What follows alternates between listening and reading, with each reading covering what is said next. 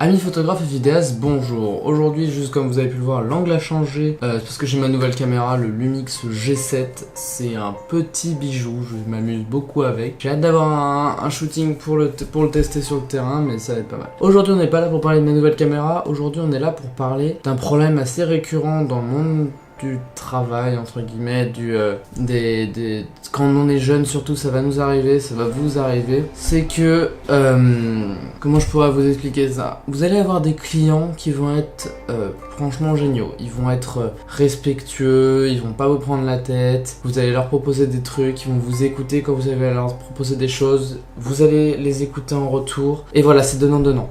Et il y a aussi des clients qui ne vous écoutent pas, qui essayent de jouer de vous carrément, parce qu'il n'y a pas d'autre mot, ils essayent vraiment de jouer de vous, ils essayent vraiment de profiter, et même possiblement de vous arnaquer. C'est pour ça que là, je parle sur une expérience à chaud, c'est que j'ai déjà eu un impayé entre guillemets.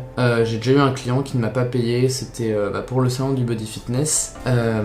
Pour moi c'était mon premier gros contrat, 3 jours de shooting non-stop, une grosse vidéo à la clé, j'avais pour 3 jours, j'en avais pour une certaine somme. Et il s'est avéré que cette personne m'a juste dit que la vidéo lui plaisait pas et salut en gros. Déjà, ce que je vous conseille de faire, je sais que c'est compliqué à instaurer quand on est jeune et quand on n'arrive pas encore à se faire beaucoup de clients, c'est que c'est 50% du paiement le jour du shooting et 50% du paiement le jour où vous rendez, et la possibilité de rendre en main propre est la mieux. Je m'explique, le fait de le rendre en main propre, déjà, vous pouvez remercier la personne de vous avoir fait confiance pour réaliser son projet. En face, c'est beaucoup mieux que par mail en mode hey, salut, je te remercie. Voilà, c'est tout. Moi personnellement, je préfère passer avec mon avis. Mais bon. Ensuite, il y a aussi, là c'est plus pour la vidéo, ça peut s'appliquer pour la photo, mais la photo sera beaucoup moins, entre guillemets, le workflow est beaucoup moins impacté. C'est que ils peuvent des fois vous renvoyer la vidéo en disant ça va pas du tout, faut qu'on en refasse. Là, je suis un client où, genre, c'est déjà la 3e fois où je reprends son montage, et il est vraiment d'un niveau assez très très pointilleux, je dirais. Donc au bout d'un moment, j'en ai vraiment eu marre que la personne... Alors pour vous dire, c'était un client, et au début elle me disait bah écoutez, faites-moi une proposition, moi je suis très très ouverte à beaucoup de choses. Je dis ok, pas de souci. Je lui fais une vidéo, ok, pas de souci, elle est contente. Elle me dit elle est contente, elle reçoit la vidéo, elle dit ah super, vous avez le temps de la finir et tout. Ensuite, elle me sort que la vidéo n'est absolument pas aboutie, parce que généralement ces clients sont rarement très gentils. C'est des clients qui vont essayer de vous rabaisser, histoire de vous faire perdre confiance en vous, et c'est limite même dire ok, bon bah j'avoue j'ai merdé, me payez pas la deuxième partie. Sauf que non, en fait là vous rentrez dans son jeu. Donc là, moi la personne, je lui ai envoyé la vidéo pour la première fois, et elle m'a dit ouais c'est cool, vous avez le temps de la finir, parfait, par contre ça va pas du tout, de votre part je m'attendais à un travail un peu d'une meilleure qualité, tout ça, nanani nanana. Un truc très très méchant qui vont tenter de vous rabaisser. Moi personnellement ça ne m'a pas fait mal, parce que je savais que ma vidéo avait du potentiel, je ne dis pas que c'était la meilleure vidéo au monde, je n'ai pas encore cette prétention là de dire que je produis la meilleure vidéo au monde.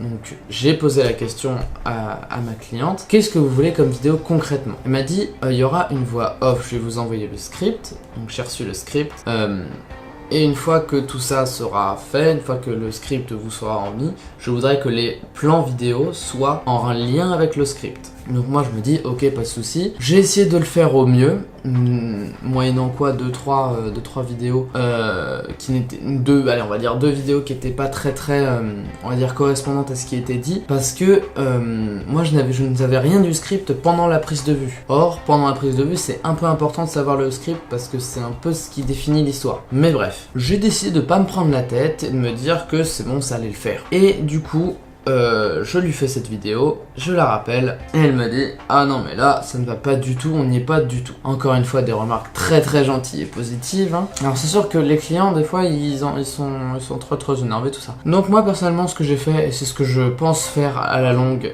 pour les gens qui sont comme ça, qui ont tout le temps besoin de revenir sur la vidéo pour pas passer 10 ans, c'est que je vais noter. Là vous pouvez voir, j'ai noté plan par plan le moindre cliché, la moindre vidéo qu'elle veut, de où à où elle s'arrête, on l'a bien défini ensemble, et donc j'ai tous mes plans inscrits là-dessus,